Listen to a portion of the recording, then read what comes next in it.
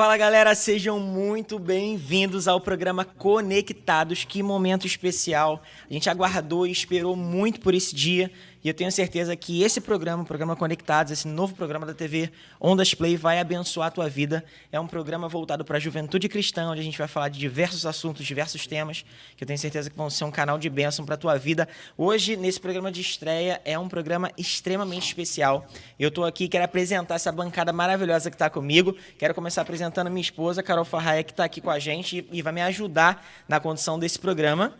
Oi, gente. E queria apresentar o pastor Vladimir, que é meu pastorzão. Eu sou meio suspeito de falar do pastor Vladimir. É meu pastorzão e vai conversar com a gente. Olá, gente querida. Boa noite. Alegria estar aqui com esse casal que a gente ama muito. Feliz pelo programa número 1 daquilo que gera um sonho do pastor Farraia, da Carol. Há muito tempo a gente fala sobre esse programa, sobre essa oportunidade de comunicação, de conexão com toda uma geração que anseia por informação de qualidade. E hoje está aqui procurando servir e contribuir com aquilo que for possível. Muito bom ter você com a gente aqui. Eu queria já convidar você que está acompanhando a gente, eu queria primeiro anunciar que a TV Ondas Play está nas melhores plataformas de streaming. Nós estamos ao vivo para todo o Brasil, para mais 196 países que nos acompanham. E eu queria pedir que você que nos acompanha, seja pelo site, pelo aplicativo, divulgasse a TV Ondas Play, nos siga, por favor, no Instagram e acompanha, porque tem muito conteúdo bom, não tem só o programa Conectados, tem muitos outros programas, toda uma programação cristã voltada para abençoar você e a sua família. Eu queria te incentivar a participar com a gente. Você que está assistindo pelo site, você pode mandar uma mensagem direta pelo chat que a gente vai poder ler aqui, e queria incentivar você a entrar em contato com a gente pelo WhatsApp. O número é 021 99532 7705. Vou dizer mais uma vez, 99532 7705. Gostou da minha voz de locutor, pastor? Rapaz, que voz é essa? Meu Deus. Odilon, eu tô preocupado, cara, com essa voz aqui, com essa locução aqui, perdeu, hein? Que tempo especial. E que outro assunto a gente poderia escolher para começar um programa como esse, um programa de estreia, que não fosse o assunto do momento, o assunto que está mexendo com o Brasil inteiro, e não só com o Brasil politicamente falando, mas espiritualmente falando. Envolve muita coisa, as últimas eleições pelas quais a gente passou. E a gente escolheu como tema, né, sendo direcionados pelo Senhor essa noite, o tema vai ser o cristão e a política, discernindo a vontade de Deus para os dias de hoje. Pastorzão, eu queria abrir esse debate, essa conversa contigo, fazendo uma pergunta rápida, clara e objetiva. O senhor já é pastor há muitos anos. Quantos anos exatamente? Eu completo 20 anos no próximo ano, né? Na verdade, completei 19 agora, 31 de agosto, né? Estou caminhando para completar 20 anos de ministério pastoral. Então, 20 anos de ministério pastoral, mas como cristão já tem mais tempo. A gente já está dentro de igreja há muitos anos. 27 anos como cristão. Eu não sei se o senhor concorda comigo, mas eu já vi diversas pessoas que estão dentro da igreja afirmarem que cristão e política, cristianismo e política são coisas que não se combinam. Eu queria saber a sua opinião. Até que ponto a igreja cristã brasileira, ou o cristão em si, o cristão brasileiro, pode ou não se envolver com política? Quando eu digo se envolver com política, eu digo militar por um lado, eu digo expor a sua opinião, eu digo exercer a sua função social. Em primeiro lugar, boa noite a todos, né? Muito bom a gente estar aqui. Boa noite, Carol. Boa noite, Farraia, pastorzão querido. Essa consciência de que o cristão não deve se envolver com política, ela vem da base da Reforma Protestante, quando ali Martinho Lutero, nas suas 95 teses de reforma à Igreja Católica como um todo, estabelece separação entre Igreja e Estado. A Igreja de Jerusalém era uma igreja independente do Estado. Ela não tinha nenhuma conexão política, ela tinha influência, ela tinha relevância, mas ela não tinha nenhum tipo de conexão política.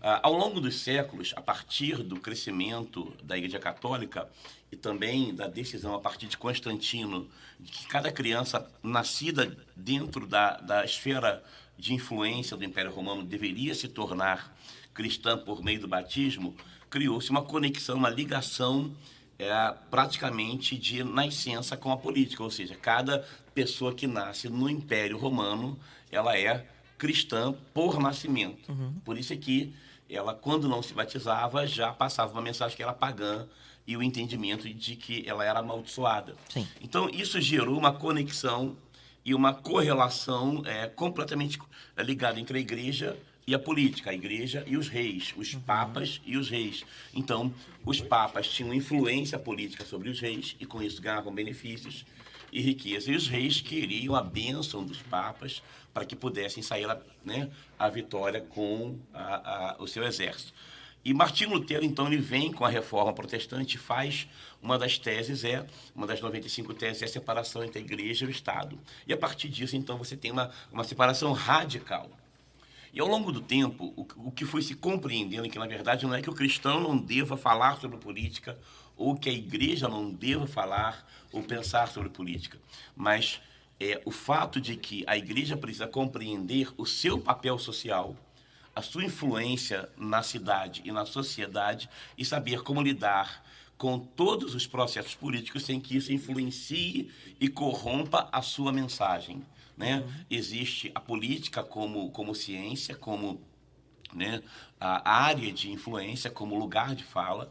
Existe a política partidária, que é aquela que defende uma ideia ou outra ideia, uma causa ou outra causa, um partido ou um outro partido. E existe a política pública, que é o projeto de um determinado segmento, seja ele da esquerda, da direita, do centro, que tem as propostas para a melhoria da polis, da cidade. Né? Então, o que existe hoje na minha leitura é uma grande confusão de todas essas dimensões que acabam por influenciar o cidadão, né? O homem, a mulher, que também é membro da igreja, que como cristão é parte da sociedade.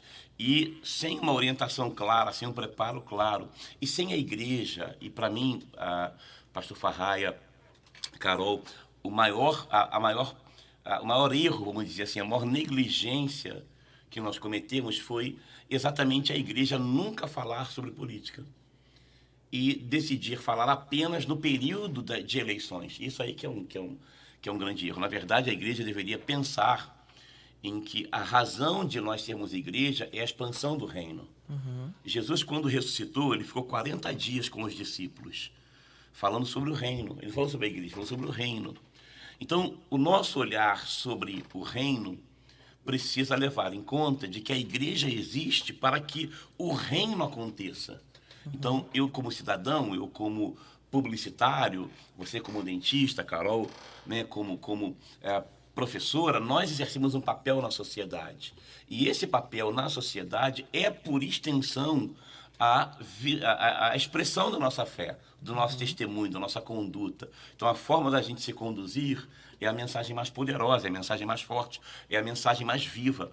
Então, quando você está lá como dentista, as pessoas vão olhar não apenas a qualidade do seu trabalho, mas como você se relaciona com elas, seu comprometimento, a sua vida. Carol, quando dá aula, eu, quando trabalhava com a agência de propaganda, eu e a pastora Aninha, nós éramos sócios, tínhamos uma agência, então como a gente tratava o cliente, o compromisso, as campanhas. Então, toda essa extensão de influência, ela falava muito mais do que apenas um bom trabalho. As pessoas gostavam de estar conosco, pelo nosso caráter, por quem nós éramos, e elas percebiam uma diferença em nós. Então, o reino de Deus é a expressão do povo de Deus que revela o seu Deus por meio das suas atitudes. Então, você pode revelar Deus por meio da educação, da arte, da cultura, da família, por meio dos negócios, do empreendedorismo, por meio da política. Você manifesta Deus de todas as formas, porque a visão de Cristo, o evangelho de Jesus é para que a gente possa implementar o reino de Deus até que ele venha. Então, nessa construção do reino, a igreja é a base, é a família de Deus. É onde eu vou lá com a Carol e eu falo assim, pô, Carol, não tô legal, tô triste. Ela vai e me aconselha, ela ora por mim, ela me ajuda, ela me orienta. É onde eu falo pro pastor Farraia, eu preciso de uma orientação, como lidar com uma situação que surgiu aqui. E você vai lá, pastor, eu tive uma experiência assim, eu tive uma vivência. Então, a igreja é aquela família que nos alimenta, que nos fortalece. A palavra que nos encoraja, que nos disciplina, que nos exorta, que intercede por nós, que nos potencializa, que nos capacita para a gente voltar e viver o reino. Durante muitos anos a igreja viveu para ela, para dentro. A igreja, a preocupação da igreja é subsistência. Então, eu vivo para me manter, eu vivo para nutrir as minhas necessidades, para fazer as minhas campanhas, para comprar as minhas terras, para construir os meus prédios, para fazer as minhas obras missionárias, para fazer os meus eventos. Então, a igreja trabalhou para dentro, quando o evangelho disse, ide. Jesus mandou a gente ir. Aí, Perfeito. o Velho Testamento é venha. Né? Você saía da tribo para Jerusalém. O Novo Testamento, você sai de Jerusalém para Samaria, Samaria para Judéia, Judéia para os confins da terra. Uau. O evangelho é vai. Então, nessa visão de ir, é importante a igreja ter um posicionamento claro acerca das questões políticas, para que a polis, ou seja, a cidade, possa ser influenciada pelas políticas sociais daqueles que vão governar, dos quais a igreja, como segmento social, opina, interfere, né? Acrescenta, abençoa, serve, né? Ajuda, coopera através da sua missão. Agora, na minha visão e na minha leitura, jamais a igreja deve participar ou fazer alguma campanha política. A igreja não deve ter esse papel de um posicionamento político partidário. Uma coisa é o cidadão Vladimir, uma coisa é o pastor Vladimir, outra coisa é a Igreja Batista Atos 2. A Igreja Batista Atos 2 não se posicionou em nada, absolutamente nada. Eu tenho dito lá na igreja que no púlpito profecia, nas minhas mídias sociais, cidadania. Você quer saber o que eu penso? Vai lá na minha mídia social, fala comigo, troca figurinha comigo. Agora, no púlpito, nas relações como pastor, é a palavra de Deus, é a profecia, é aquilo que Deus certamente quer falar ao seu povo. E nesse momento, a minha leitura, a minha percepção é que a nossa função pastoral é de pacificação. Perfeito. Não vai haver nenhum tipo de evolução do processo que o Brasil está vivendo sem que haja pelo menos uma pacificação para que a gente possa ouvir o outro. Um lado ouvir o outro e nessa tentativa de ouvir e de poder compreender, a gente caminha para uma nação melhor, um estado melhor e uma cidade melhor. Nas últimas décadas houve aqui no Brasil, e eu acho que isso acontece mais com a igreja brasileira em si, que essa visão é uma demonização da política. É cristão falando que não é possível um cristão se envolver em política, não é possível um cristão ser candidato. Certa vez, pastor, eu ouvi um cristão falar assim, eu não voto em candidatos cristãos. Isso me fez refletir, porque ele falou, não, eu não voto, mas antes de ser cristão, nós somos cidadãos. Então, como cidadão, eu tenho que exercer o meu direito, né, de voto, a minha opinião, mas é perfeito. O senhor levantou um outro assunto que é extremamente importante. Não está sendo fácil para os pastores, porque as pessoas acham que pastor não é cidadão, né? O pastor não pode ter uma posição política. Muitos pastores, principalmente nessa última eleição, que foi uma eleição de polarização, foram crucificados por não se posicionarem, e quando alguns se posicionaram, foram crucificados por terem se posicionado. O que o senhor enxerga? Assim? É uma linha muito tênue, né? Entre você se posicionar e você ser acusado de que você está defendendo algum lado, você está... Entende? Tem que ter um equilíbrio muito grande. O senhor falou sobre a igreja e o poder da profecia da igreja, mas como um pastor, qual a sua visão em relação ao pastoreio no Brasil e da igreja brasileira? Eu vejo assim, realmente o que nós estamos vivendo é uma situação muito complexa, diferente de tudo o que a gente já viveu. A minha cultura, a minha formação pastoral, a minha formação cristã e a minha formação familiar sempre foi de posicionamento. Não importa o que vão dizer, o que vão julgar, se você está certo, está errado, mas se posicione. Homens de Deus precisam se posicionar, né?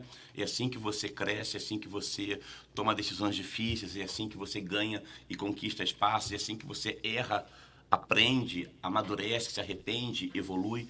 É o processo. Eu entendo que posicionamento é uma característica da nossa integridade. Entendo também que o silêncio é um tipo de posicionamento. E respeito pastores que entenderam não falar, eles conhecem o contexto que eles pastoreiam, eles conhecem a realidade da comunidade de fé. Então, alguns pastores optaram por não se posicionar e passando um recado, de assim, não quero me meter nisso, prefiro cuidar dessa questão de uma outra forma. E eu entendo, respeito.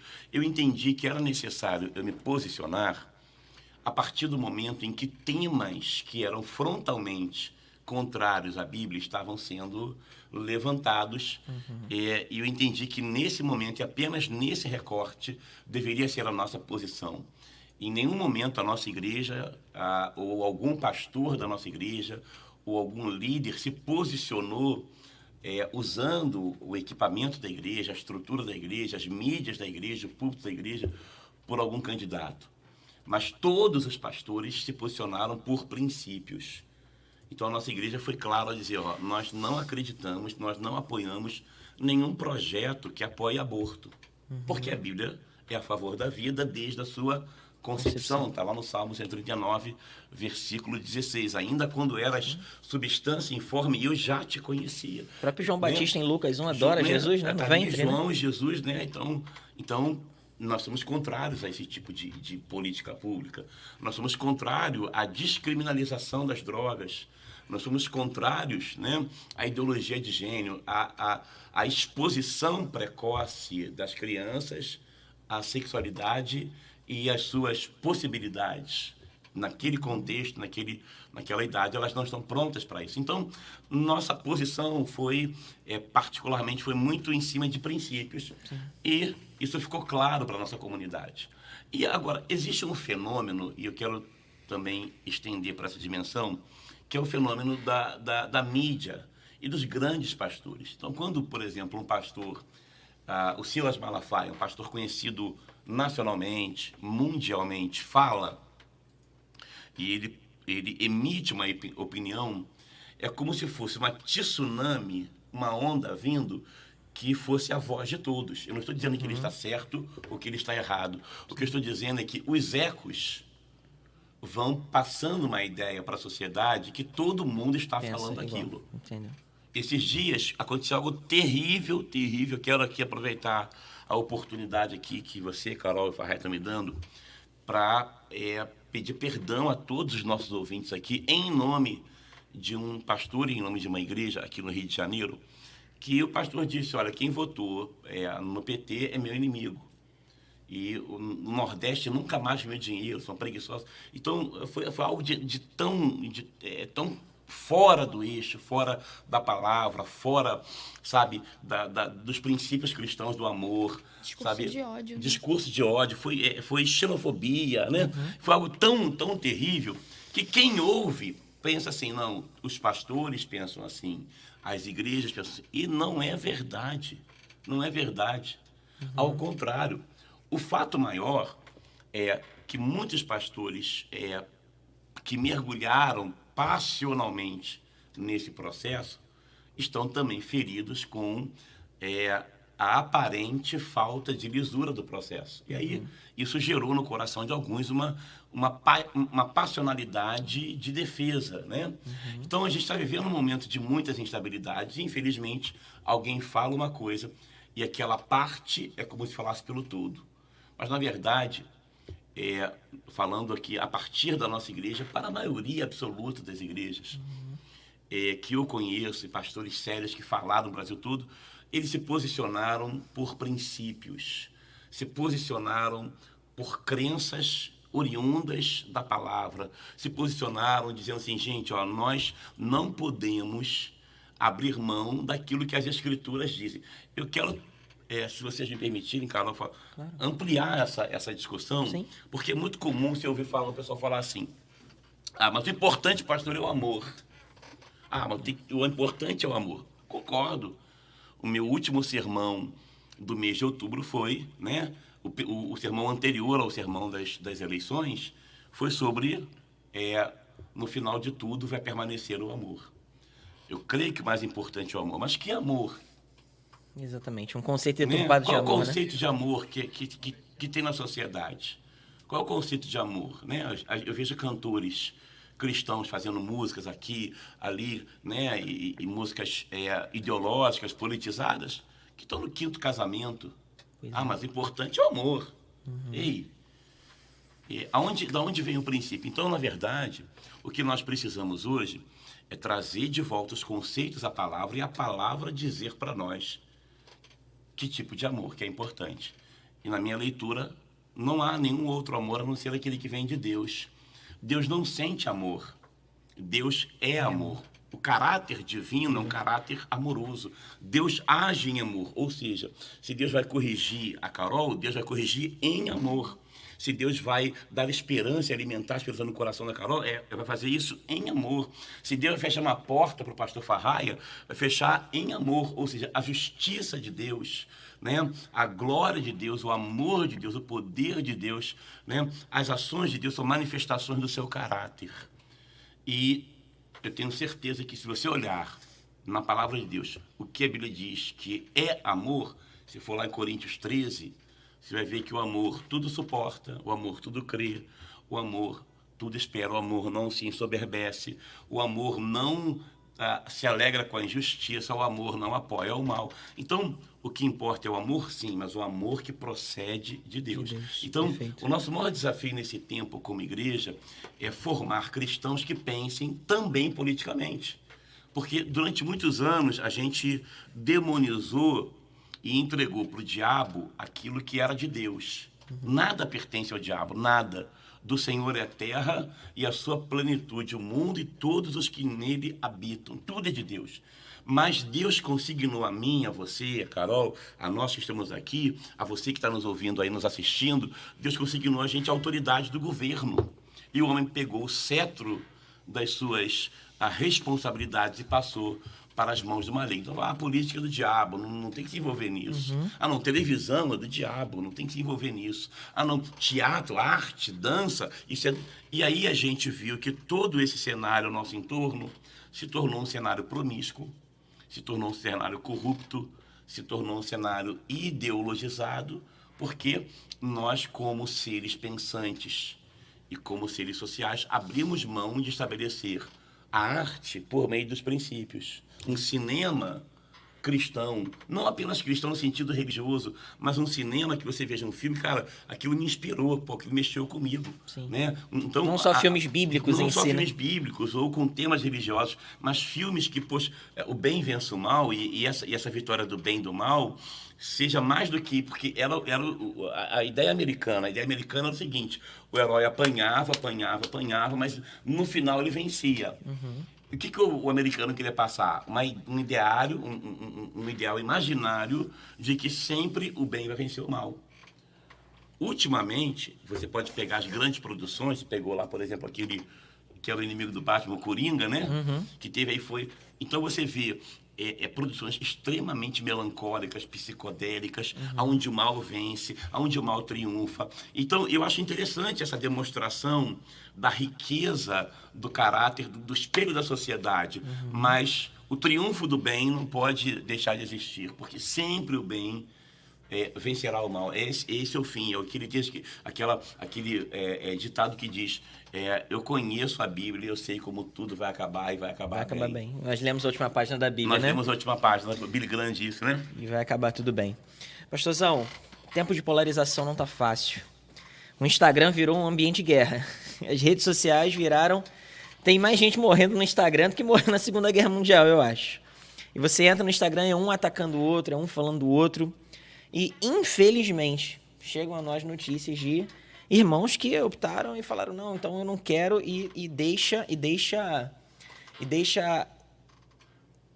transparecer a ideia de que vai sair da igreja enquanto isso não for resolvido. Obviamente, isso não é uma decisão correta. Como é que eu lido com essa polarização? Vai responder daqui a pouquinho. Antes, eu queria chamar um louvor para você, para a gente poder adorar junto. É um louvor do Thales Roberto chamado Destino Certo. Que o Senhor te abençoe. Daqui a pouquinho a gente volta.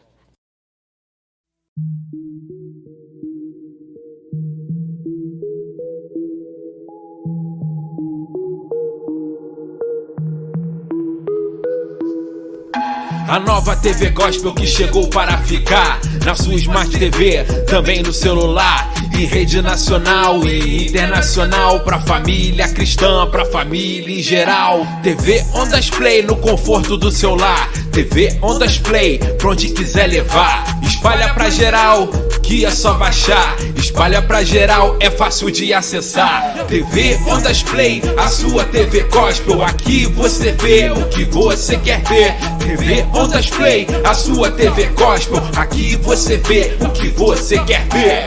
TV Ondas Play nos principais aplicativos da sua Smart TV. Programação gratuita e on demand. Acesse nosso portal e saiba mais. www.tvondasplay.com.br.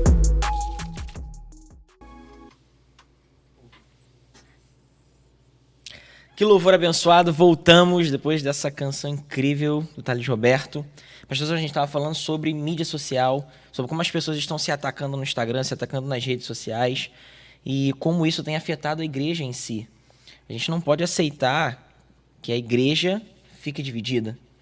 Como lidar com pessoas que estão, saindo da igreja por divergir politicamente de um posicionamento pastoral ou do seu próprio líder? Como fica essa história, pastor?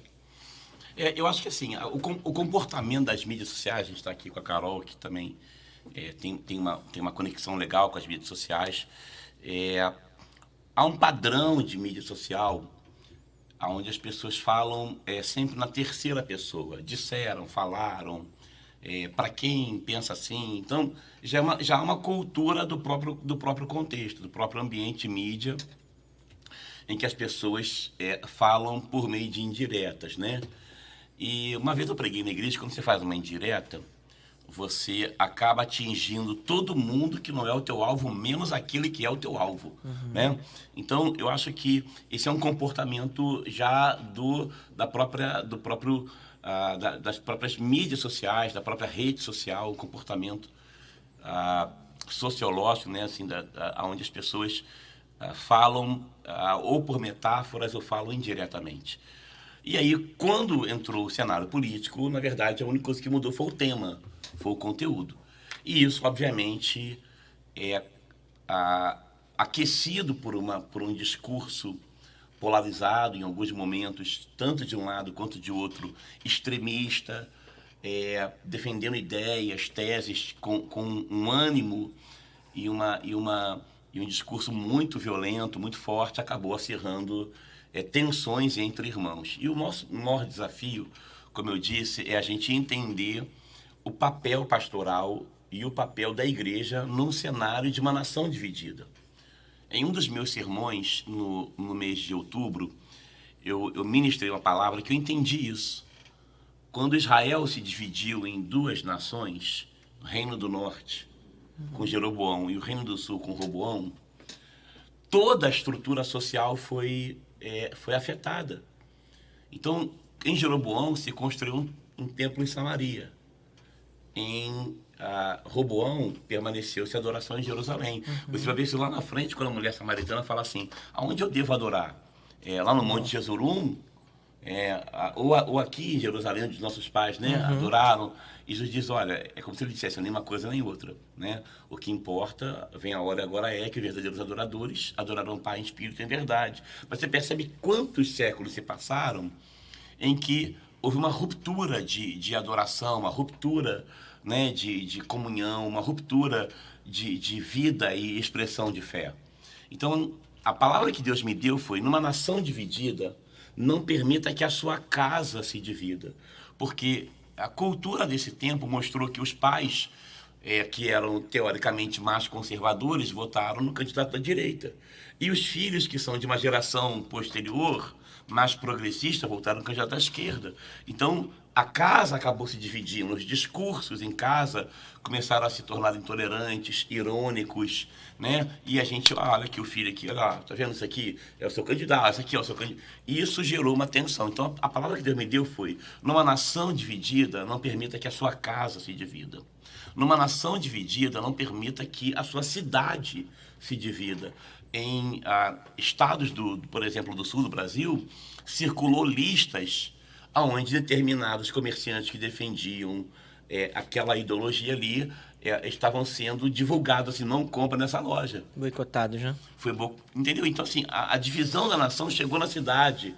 E amigos que trabalham numa calçada ou outra pararam de falar.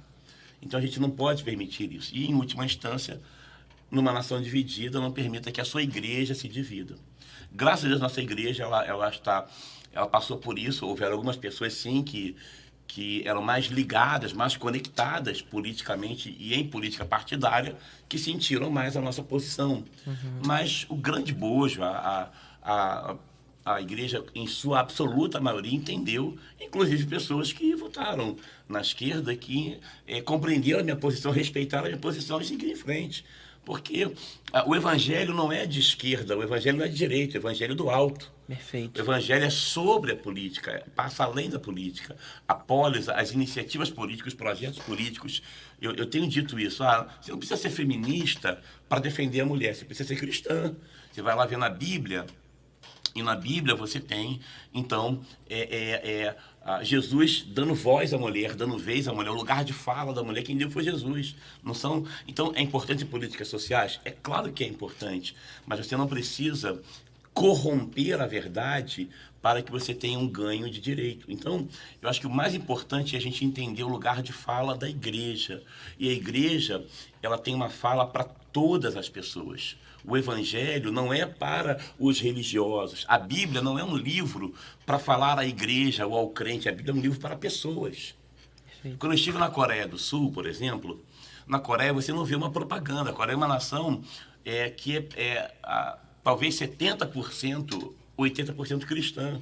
Coreia do Sul, né? Coreia do Sul. Você vê lá, você não vê uma propaganda, um outdoor de gente, por exemplo, de sunga, de biquíni ou de roupa sensual, de lingerie, você não tem. Porque eles entendem que a cultura social precisa revelar a crença pessoal. Ou seja, uma cidade que honra pai e mãe, ela honra pai e mãe num contexto social, porque é o fundamento da crença dela, honra pai e mãe. Por exemplo, no Enem, o equivalente ao Enem na Coreia, eles não têm, no momento em que a pessoa está fazendo a prova 1 hora antes e 1 hora depois, a polícia toda está à disposição dos alunos que chegam atrasados. Os alunos que fizeram o Enem no ano anterior vão para a porta e ficam torcendo para os alunos que estão chegando, para que encorajem a ele que eles passem. Os aviões ao entorno de onde acontecem as provas, os voos são cancelados, para que o barulho do avião não tire a atenção. Entende como a cultura funciona pelo princípio? Então, esse é o papel do evangelho. Não é colocar esse candidato ou aquele candidato. O papel do evangelho é estabelecer o princípio da sociedade que vai cuidar, vai formar os seus políticos, vai formar os seus empresários, vai formar os seus professores, vai formar os seus cidadãos. O evangelho, ele é o fundamento, o conteúdo do reino para dar sustentação e fundamento à sociedade. Perfeito. A gente quer ouvir você que está participando com a gente. Tem muito comentário aí no site, pastorzão. O assunto tá dando o que falar. Deus. Eu queria chamar o Will. Will, apareça com sua voz bonita. Opa, tudo bem?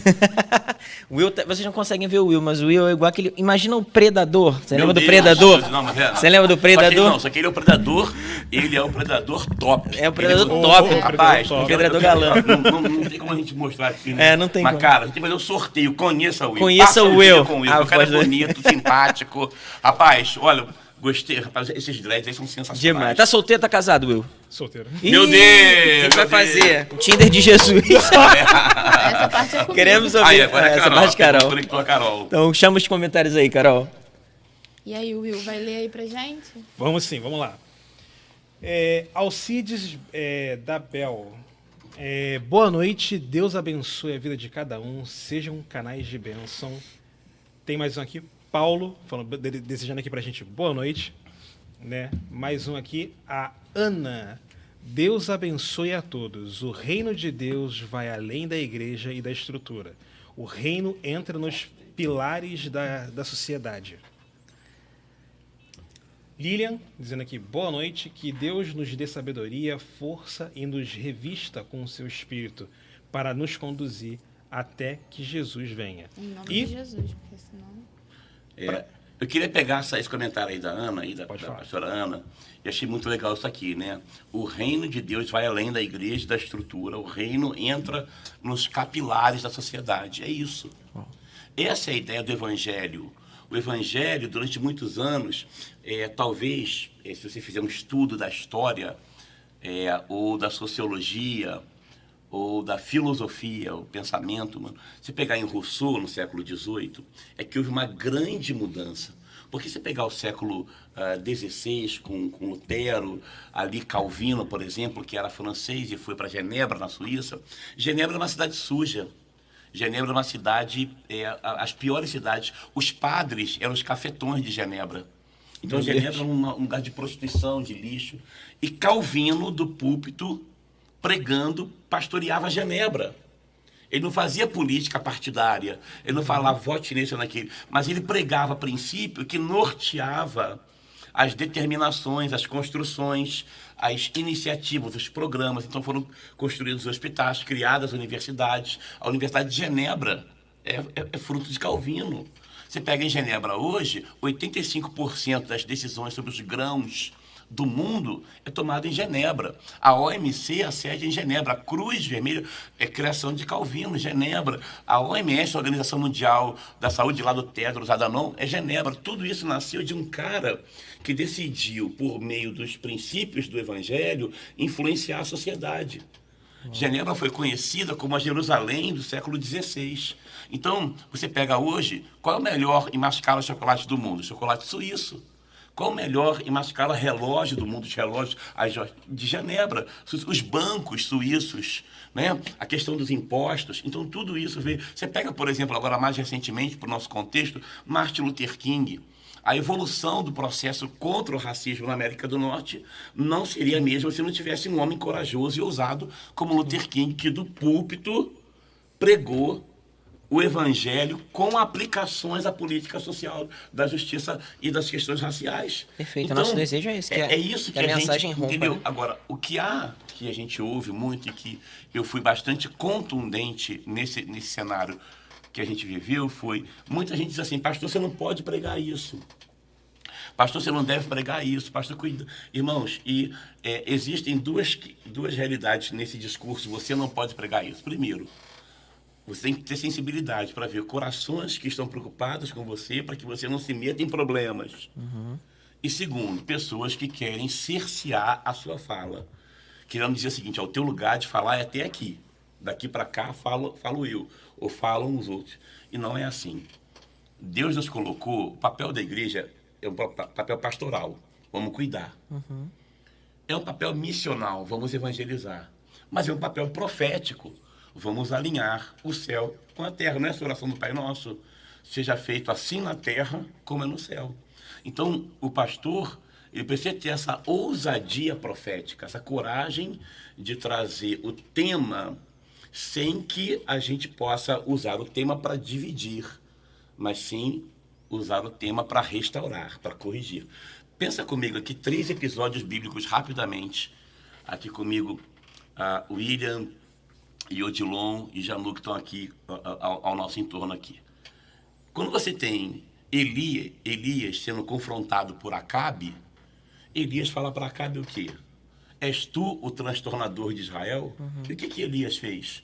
Apenas pregou, apenas disse o que Deus mandou dizer. Mas quando você diz a verdade bíblica, você transtorna a estrutura do mal. Sim.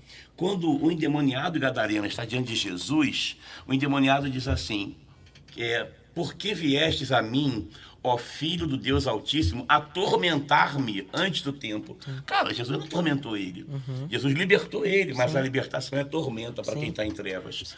E quando você pega Atos, vai dizer assim, chegaram aqui aqueles que estão transtornando o mundo. Uau! Meu Deus. Porque Incrível. aonde o evangelho chega, as estruturas são abaladas, meu amigo.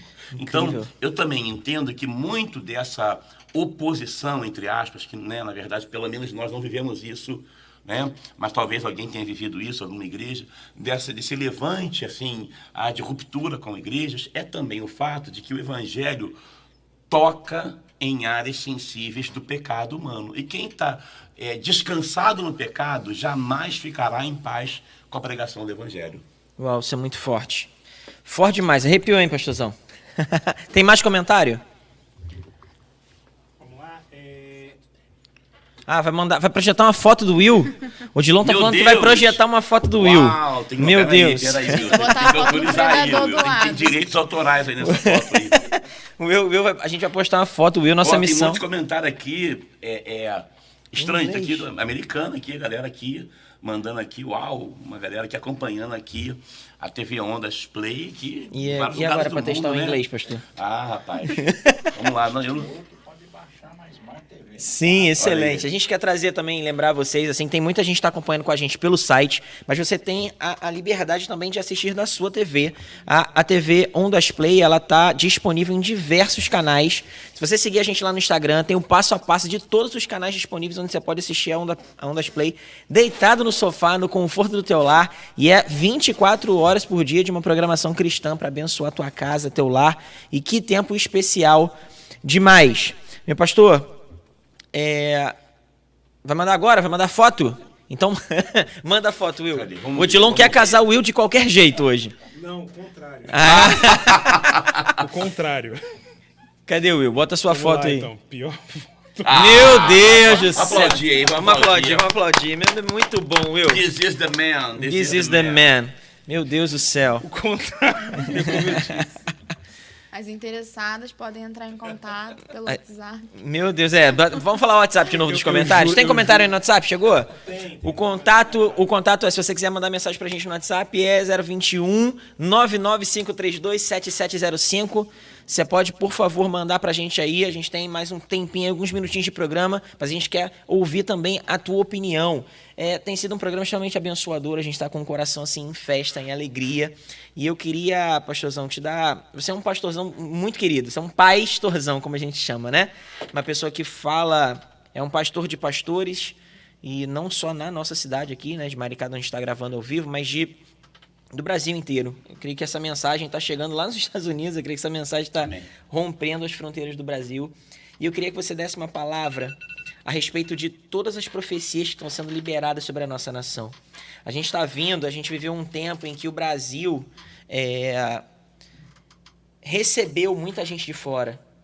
Americanos, ingleses, gente que desbravou, gente que plantou as Assembleias de Deus, gente que plantou a Igreja Batista, gente que plantou as Igrejas Metodistas, desbravadores da fé. E hoje, as palavras que estão sendo liberadas em outras nações a respeito do Brasil são: os olhos do Senhor estão sobre o Brasil. Deus está cuidando do Brasil. Existe um mover do Senhor sendo preparado para o Brasil. As profecias indicam, e o que o Senhor tem liberado sobre o Brasil, é que do Brasil vai vir uma grande onda de avivamento que vai alcançar as outras nações. E em meio a essas palavras de profecia, a gente olha, a gente encontra um cenário completamente favorável. A gente vê um Brasil dividido, um cenário em luta. Como entender o coração de Deus dizendo: olha, eu não estou olhando para a sua crise, eu estou olhando porque eu tenho para o teu futuro. Fala para a gente, qual é a tua visão dessas profecias, de tudo que o Senhor tem liberado e preparado, como a gente não desiste do Brasil, pastor? Uau! Como é difícil falar o que eu vou falar aqui agora, mas eu preciso que vocês me ajudem e compreendam o que eu quero dizer.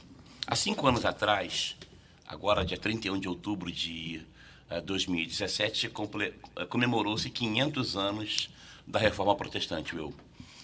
E em muitos lugares do mundo se comemorou esses 500 anos, menos na Europa, onde foi o berço da Reforma Protestante. E aí você vai ver que, por exemplo, na Holanda, de Erasmo de Roterdã, em 1960 começou uma revolução cultural e social que afastou uma geração inteira de Deus. Você vai ver na Escócia de John Knox, que fez aquela poderosa oração: Senhor, dá-me a Escócia, senão eu morro. Um grande avivalista da Escócia. Hoje, você vai nas catedrais, onde eram lugares concorridíssimos e viraram boates, viraram museus, viraram cinemas e alguns viraram mesquitas muçulmanas. Então, a Europa, que foi o berço da Reforma Protestante, se tornou, depois da Europa da pós-verdade, né? Ela já se tornou tão cética que é chamada o tempo da pós-verdade. Agora é a Europa da anti-verdade, ou seja, ela não é mais, desconsidera a verdade, agora ela se opõe à verdade. E aí é o tempo em que os olhos voltaram para o Brasil como o lugar onde vai haver um avivamento missional, onde Deus levantará missionários para alcançar as nações, para reconciliar a América, né, com o Evangelho, para restaurar um avivamento no Vale dos Ossos Secos da Europa e assim por diante nas nações.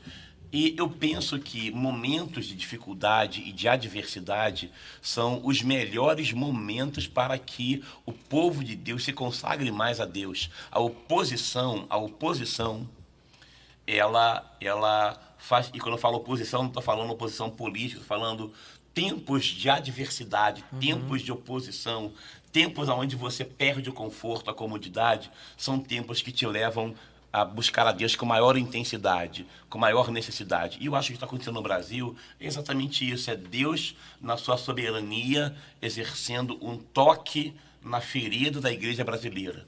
Não vai acontecer avivamento político, não vai acontecer um avivamento vindo do Palácio do Planalto. O avivamento acontece no arrependimento do seu quarto em secreto. A igreja confessar os pecados cometidos dentro da própria igreja, a igreja acabar com pecados institucionais, a igreja poder entender que o juízo, como diz lá em 1 Pedro, o juízo começa pela casa de Deus. A gente pensa assim, o cara é adúltero, o cara é pedófilo, o cara é um sequestrador, né? Como hoje, por exemplo, a igreja de Lagoinha teve que botar segurança para o sepultamento do Guilherme de Pádua, aquele que foi o assassino de Glória, da filha de Glória Pérez, de Daniela Pérez, que cumpriu a pena, que pagou o preço. Infelizmente é uma marca que não se apaga nunca, né? Se converteu, houve uma mudança de vida e hoje pela manhã morreu de infarto. Então você pensa, você olha assim, Deus vai começar a julgar por dentro da igreja. Você pensa assim, não, ele tem que a mão de Deus pese sobre aquele irmão, sobre aquela pessoa. Querido, a mão de Deus vai começar a tratar a igreja. Não vai haver nenhuma mudança social que não comece na mudança do coração e do caráter da igreja de Jesus. Nós precisamos ser o Cristo encarnado, o verbo vivo de Deus aos homens. E a partir disso a gente começa a mudar a nação. Então eu acredito, assim como você pega um pozinho de chá lá naquele refilzinho, coloca dentro da água fervendo e ali sai o aroma, sai a coloração, sai os nutrientes. É no fogo, no meio das dificuldades, da adversidade, que vai se levantar um povo que clama, que jejua, que ora, que busca e que vai ser potencializado, empoderado pelo Espírito Santo para gerar esse novo avivamento que vai poder fazer com que o Brasil retome o seu lugar de autoridade, de relevância, de influência no mundo por meio da economia, por meio, né, das políticas sociais, por meio do governo, porque, primeiro de tudo, a igreja se reposicionou, se arrependeu e decidiu, de fato, ser a coluna e a firmeza da verdade. Uau, que programa abençoador. Gente, nós não temos mais muito tempo, temos que encerrar o programa aqui, mas a gente quer incentivar você, mais uma vez, a baixar no seu aplicativo, né, no seu celular, na sua Smart TV, no seu celular, os canais, né, onde a gente transmite a Ondas Play Maricá. Tem toda uma programação 24 horas por dia, voltada para o público cristão, para você que deseja uma programação de qualidade. Quero agradecer ao Will Odilon. Pastor Vladimir, muito obrigado. Eu tenho certeza que você é um canal, ouvi-lo alenta o nosso coração. Você é uma bênção, meu pastor. Quero agradecer a Carolzinha também, minha esposa. Muito obrigado. Gente, segunda-feira que vem tem mais programa Conectados. A gente volta sempre de 8 às 9 da noite, todas as segundas-feiras aqui na Ondas Play. Que Deus te abençoe. Amém. E até a próxima. Uau!